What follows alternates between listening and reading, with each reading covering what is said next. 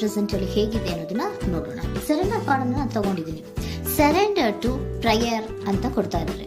ನೀವು ಪ್ರಯರಿನ ಕಡೆಗೆ ಹೆಚ್ಚು ಗಮನವನ್ನ ಕೊಡಿ, ಸ್ವಲ್ಪ ದೇವರ ಕಡೆಗೂ ಹೆಚ್ಚು ಗಮನವನ್ನ ಕೊಡ್ಬೇಕಾಗತ್ತೆ. ಯಾವಾಗ ನೀವು ದೇವರನ್ನ ತುಂಬಾ ಹೃದಯದಿಂದ ಪ್ರಾರ್ಥನೆಯನ್ನ ಮಾಡಿ ನನಗೆ ಸಹಾಯವನ್ನ ಮಾಡು ಅಂತ ಕೇಳ್ತಿರೋ, ಆಗ ಅದೆಲ್ಲ ಸಮಸ್ಯೆಗಳಿಂದ ನೀವು ಆಚೆ ಬರ್ತೀರಾ.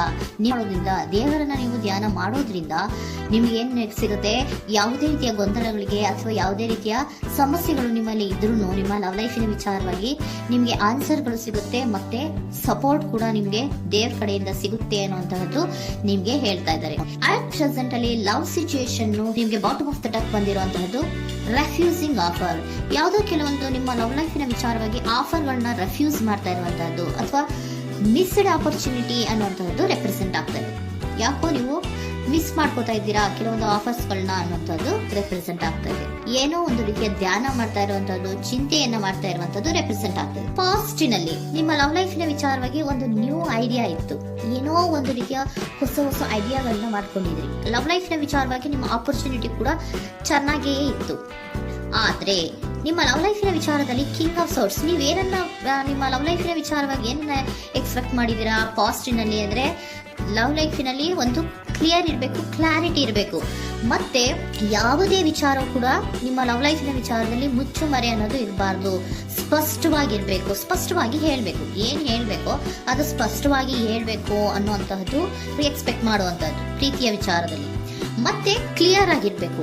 ಏನು ಅಂದ್ರೆ ನಿಮ್ಮ ಲವ್ ಲೈಫಿನಲ್ಲಿ ಒಂದು ಸ್ಟ್ರಾಂಗ್ ಆಗಿರ್ಬೇಕು, ಸ್ಟ್ರಾಂಗ್ ಬಾಂಡೇಜ್ ಇರಬೇಕು, ಮತ್ತೆ ಯಾವುದೇ ರೀತಿಯ ಚೈಲ್ಡಿಶ್ ಬಿಹೇವಿಯರ್ ಅನ್ನ ಮಾಡಬಾರ್ದು ಅನ್ನೋ ಪಾಸ್ಟಿನಲ್ಲಿ ನೀವು ಎಕ್ಸ್ಪೆಕ್ಟ್ ಮಾಡಿರೋಂಥದ್ದು ರೆಪ್ರೆಸೆಂಟ್ ಆಗ್ತಾ ಇದೆ. ನೀವು ಅದೆಲ್ಲ ಎಕ್ಸ್ಪೆಕ್ಟ್ ಮಾಡಿದಾಗ ಯಾವಾಗ ನಿಮ್ಗೆ ಅದು ಸರಿ ಹೋಗಲ್ಲ ಅನಿಸ್ತೋ ಆಗ ನೀವು ಪ್ರೀತಿಯಿಂದ ಮುಂದೆ ಬಂದಿರುವಂತಹದ್ದು ಬಿಟ್ಟು ಮುಂದೆ ಬಂದಿರುವಂತಹದ್ದು ರೆಪ್ರೆಸೆಂಟ್ ಆಗ್ತದೆ.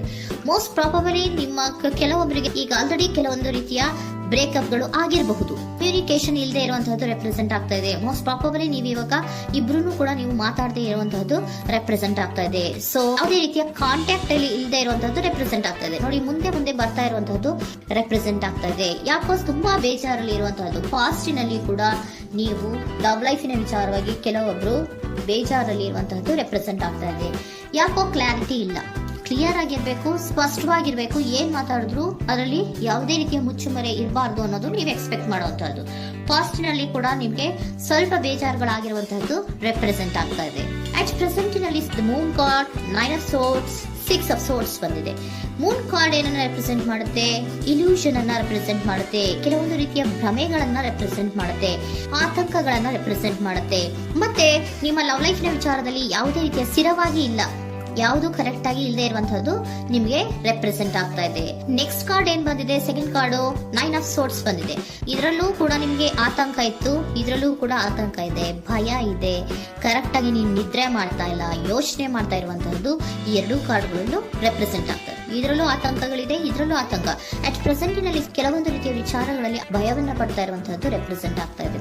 6 ಆಫ್ ಸೋರ್ಡ್ಸ್ ಕೂಡ ಏನಾಗ್ತಾ ಇದೆ? ಮೂವಿಂಗ್ ಆನ್, ಮುಂದೆ ಹೋಗ್ತಾ ಇರುವಂತಹದ್ದು, ಬೇಜಾರಿಂದ ನೀವು ಮುಂದೆ ಮುಂದೆ ಹೋಗ್ತಾ ಇರುವಂತಹದ್ದು ರೆಪ್ರೆಸೆಂಟ್ ಆಗ್ತಾ ಇದೆ. ಅಟ್ ಪ್ರೆಸೆಂಟಿನಲ್ಲಿ ಯಾವುದೇ ರೀತಿಯ ಸಮಾಧಾನದಿಂದ ಇದ್ದಿರುವಂತಹದ್ದು ಈ ರೀಡಿಂಗ್ ಗಳಲ್ಲಿ ಕಾಣಿಸ್ತಾ ಇಲ್ಲ.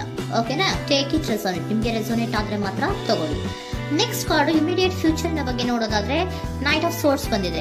ಅಂದ್ರೆ ಈ ಕೆಲವು ಬೇಜಾರುಗಳಿಂದ ಏನ್ ನೀವು ಮೂವ್ ಆನ್ ಆಗ್ತಾ ಇದ್ದೀರಲ್ವಾ, ಕೆಲವೊಂದು ವಿಚಾರಗಳನ್ನ ಕ್ವಿಕ್ ಥಿಂಕಿಂಗ್ ಅನ್ನ ಮಾಡಿ ನೀವು ಮುಂದೆ ಬರುವಂತಹದ್ದು, ಕೆಲವೊಂದು ಆಕ್ಷನ್ಸ್ ಗಳನ್ನ ತಗೊಳ್ಳುವಂತಹದ್ದು ರೆಪ್ರೆಸೆಂಟ್ ಆಗ್ತಾ ಇದೆ. ನಿಮ್ಮ ಲವ್ ಲೈಫಿನ ವಿಚಾರವಾಗಿ ಕ್ವಿಕ್ ಥಿಂಕಿಂಗ್ ಅನ್ನ ಮಾಡಿ ಏನ್ ಮಾಡ್ಬೇಕು, ಹೇಗ್ ಮಾಡ್ಬೇಕು ಅಂತ ಕ್ವಿಕ್ ಥಿಂಕ್ ಅನ್ನ ಮಾಡಿ ನೀವು ಮುಂದೆ ಬರುವಂತಹದ್ದು, ಮತ್ತೆ ಕೆಲವೊಂದು ರೀತಿಯ ಆಕ್ಷನ್ ಗಳನ್ನ ತಗೋತಾ ಇರುವಂತಹದ್ದು ರೆಪ್ರೆಸೆಂಟ್ ಆಗ್ತಾ ಇದೆ.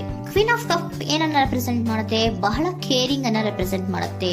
ಏನಿರ್ಬೇಕು ಲವ್ ಲೈಫಿನ ವಿಚಾರದಲ್ಲಿ? ನೋಡಿ, ನೀವು ನೋಡ್ತಾ ಇರೋದು ಹೇಗ್ ನೋಡ್ತಾ ಇದ್ದೀರಾ? ನಿಮ್ಮ ಲವ್ ಲೈಫಿನ ವಿಚಾರದಲ್ಲಿ ಏನಿರ್ಬೇಕು ಅಂತ ಎಕ್ಸ್ಪೆಕ್ಟ್ ಮಾಡ್ತೀರಾ?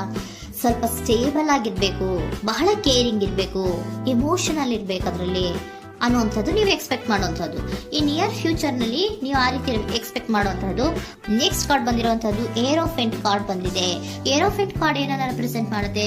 ಕೆಲವೊಂದು ವಿಚಾರಗಳ ಬಗ್ಗೆ ತಿಳ್ಕೊತಾ ಇರುವಂತಹದ್ದು. ಏನೋ ಕೆಲವು ವಿಚಾರಗಳ ಬಗ್ಗೆ, ನಿಮ್ಮ ಲವ್ ಲೈಫಿನ ವಿಚಾರಗಳ ಬಗ್ಗೆ ತಿಳ್ಕೊತಾ ಇದ್ದೀರಾ. ಏನಾಗಿದೆ, ಹೇಗಾಗಿದೆ, ಸ್ವಲ್ಪ ಆಕ್ಷನ್ಸ್ ಅನ್ನ ತಗೋಬೇಕು ಅಂದ್ರೆ ನಾನು ಸ್ವಲ್ಪ ಕೇರ್ ಅನ್ನ ಮಾಡಬೇಕು, ಸ್ಟೇಬಲ್ ಆಗಿರ್ಬೇಕು ಅಂದ್ರೆ ಸ್ವಲ್ಪ ನಾನು ಕೇರ್ ಅನ್ನ ಮಾಡಬೇಕು, ಆಕ್ಷನ್ ನ ತಗೋಬೇಕು ಅನ್ನುವಂತಹ ನಿರ್ಧಾರಗಳನ್ನ ನೀವು ಮಾಡ್ತಾ ಇರುವಂತದ್ದು ರೆಪ್ರೆಸೆಂಟ್ ಆಗ್ತಾ ಇದೆ. ಹಾಗಿದ್ರೆ ಏಂಜಲ್ ಗೈಡೆನ್ಸ್ ಏನ್ ಕೊಡ್ತಾರೆ? Are you ready? ನೀನು ರೆಡಿಯಾಗಿದ್ದೀರಾ ನೀವು ಅಂತ ಕೇಳ್ತಾ ಇದ್ದಾರೆ ಏಂಜಲ್ಸ್ಗಳು. ಅಂದ್ರೆ ಏನು, ನೀನು ಇಲ್ಲೇ ಕುತ್ಕೊಂಡು ಅಳ್ಕೊಂಡು ಬೇಜಾರು ಮಾಡ್ಕೊಂಡು ಕುತ್ಕೊಳ್ಳೋದು ಬೇಡ, ಸ್ವಲ್ಪ ನೀನು ಮುಂದೆ ಮೂವ್ ಆಗು. ಅಲ್ಲಿರೋದ್ರಿಂದ ಏನು ಪ್ರಯೋಜನ ಇಲ್ಲ. Are you ready? ನೀವು ರೆಡಿಯಾಗಿದ್ದೀರಾ? Within the next few weeks, ಕೆಲವೊಂದು ವೀಕ್ಗಳಲ್ಲಿ, ಕೆಲವೊಂದು ವಾರಗಳಲ್ಲಿ ನೀವು ಏನಾಗ್ತೀರಾ? ಅಬಂಡೆನ್ಸ್, ಸಾಮರಸ್ಯ ಅನ್ನೋದು ಇರುತ್ತೆ. ಇಂಪ್ರೂವಿಂಗ್ ಹೆಲ್ತ್ ಅಂದ್ರೆ ಏನು, ನೀವು ಯೋಚನೆ ಮಾಡಿ ಮಾಡಿ ಮಾಡಿ ಏನು ನೀವು ಈ ಆರೋಗ್ಯವನ್ನ ಹಾಳು ಮಾಡ್ಕೊಂತ ಇದ್ದೀರಾ. ಸೊ ಇಂಪ್ರೂವಿಂಗ್ ಹೆಲ್ತಿನ ಕಡೆಗೆ ಗಮನವನ್ನ ಕೊಡಿ. ಆತಂಕವನ್ನ ಮಾಡ್ಕೊಂಡು ಭಯವನ್ನ ಪಡ್ಕೊಂಡು ಮುಂದೆ ಹೋಗ್ಬೇಕಲ್ಲ ಅಂತ ನೀವು ದಿನ ಹೆಂಗೆ ಕಾಲವನ್ನ ಮುಂದೆ ಹಾಕ್ತಾ ಇದ್ರೋ, ಅದಕ್ಕೆ ಏನ್ ಹೇಳ್ತಾ ಇದ್ದಾರೆ? Are you ready? ಮುಂದೆ ಬರೋದಕ್ಕೆ ನೀನ್ ರೆಡಿ ಆಗು. ಅಲ್ಲೇ ಕೂತಿರೋದ್ರಿಂದ ಯಾವುದೇ ರೀತಿಯ ಪ್ರಯೋಜನ ಇಲ್ಲ. ಸ್ವಲ್ಪ ನಿಮ್ಮ ಹೆಲ್ತಿನ ಕಡೆಗೆ ಗಮನವನ್ನ ಕೊಡಿ. ಸಮೃದ್ಧಿ ಅನ್ನೋದು ಬಂದೇ ಬರುತ್ತೆ, ಸಾಮರಸ್ಯ ಅನ್ನೋದು ಇದ್ದೇ ಇರುತ್ತೆ ಅನ್ನೋದು ಹೇಳ್ತಾ ಇದ್ದಾರೆ.